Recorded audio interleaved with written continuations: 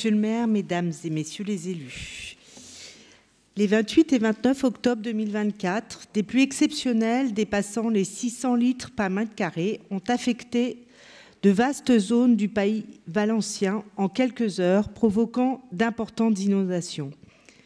Cet événement météorologique, bien que relativement fréquent en Méditerranée, a causé des dégâts matériels et humains d'une ampleur exceptionnelle, avec plus de 210 morts. La France n'a pas été épargnée. Entre le 16 et 20 octobre, des inondations exceptionnelles ont touché le centre-est et le sud, et notamment des villes voisines de Lyon, comme Givors. Les conséquences du réchauffement climatique ne sont pas à venir.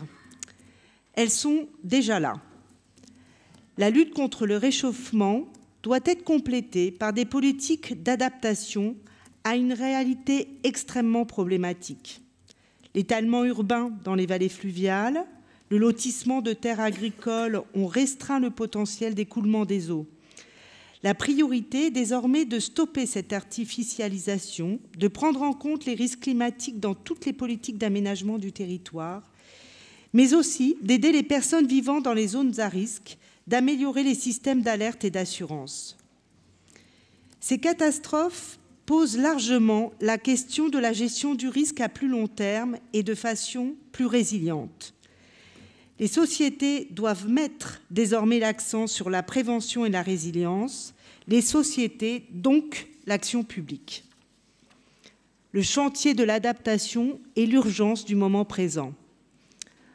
En déplacement à Évreux, dans le Rhône, pour rencontrer des victimes des inondations, l'ex-premier ministre Michel Barnier a présenté vendredi 25 octobre dernier le 3e plan national d'adaptation au changement climatique.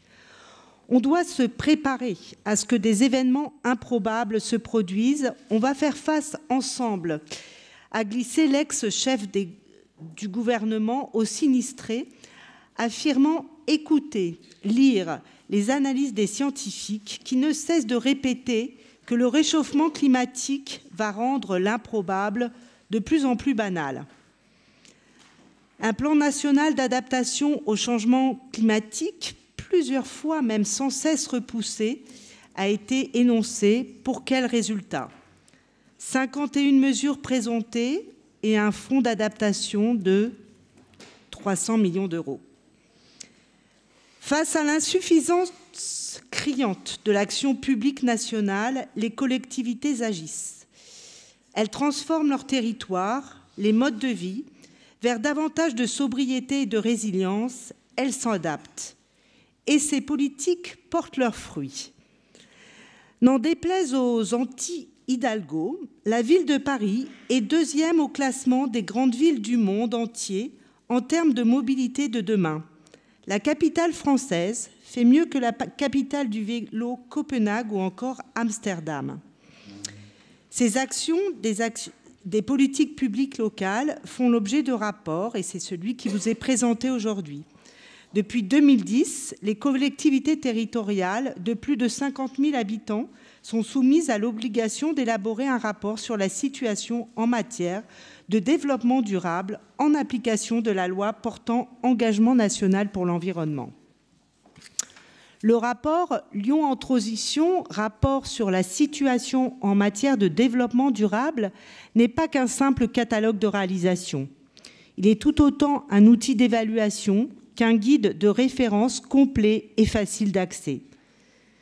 Derrière chaque chiffre, chaque information, c'est notre politique municipale globale qui se déploie, en s'appuyant sur 3 fondamentaux.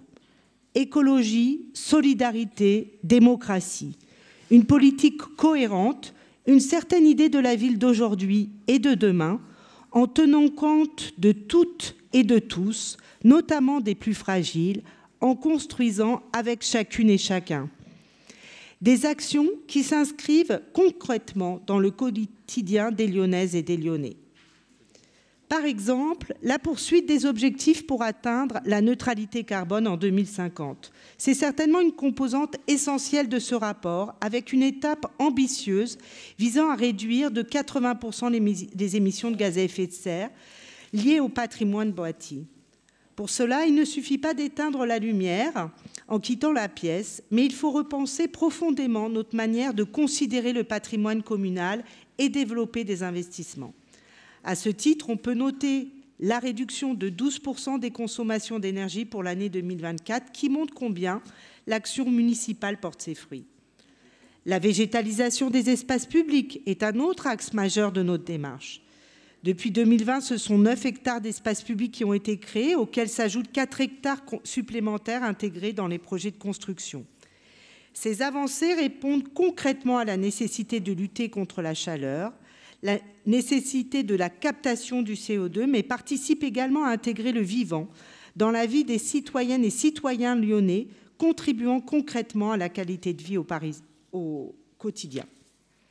La végétalisation des cours d'école participe amplement à cette démarche. Les cours végétalisés créent des îlots de fraîcheur essentiels pour nos enfants, particulièrement en période estivale. La démarche des cours nature, en lien étroit avec des projets de pédagogie de plein air, vise à connecter les élèves, les enfants, à leur environnement et intégrer pleinement la nature dans leur apprentissage. Ce sont également des projets citoyens auxquels les enfants sont associés dans leur élaboration. Cela passe également par la restauration scolaire, avec par exemple le label Assiette verte qui met en avant, qui valorise l'alimentation bio, locale, saine et végétale proposée dans nos cantines, tout en préservant une tarification sociale et une politique tarifaire qui n'a pas augmenté depuis plusieurs années pour tenir compte des conséquences de l'inflation sur toutes les familles. La transition écologique ne peut donc être que sociale. Le rapport met également en avant nos politiques en termes de solidarité, de protection des plus fragiles, d'insertion, d'accueil et d'hospitalité. Ces réussites locales, aussi positives soient-elles, n'ont pourtant de sens que si elles tracent un chemin que d'autres acteurs pourront suivre. C'est dans cette capacité à inspirer et à fédérer que réside leur véritable impact.